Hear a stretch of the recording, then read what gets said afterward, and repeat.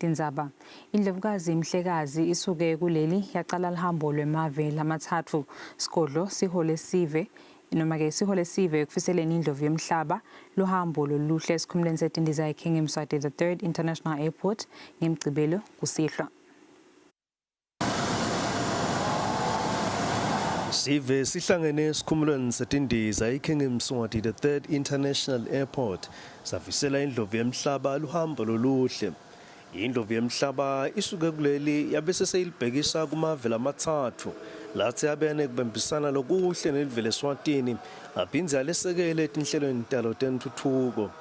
Luhambo lwendlovu yomhlaba litawuqala eveni leSingapore kutawuthi ngemva kwaloko ichubekele kulase-United Arab Emirates. Imisebenzi yendlovu yomhlaba itawuphethela eveni leTurkey. Mhlekazi waMaswati uvaleliswe bomake emakhosikazi esilo semhlaba bogogo balondolozi naboke abantu abenkosi.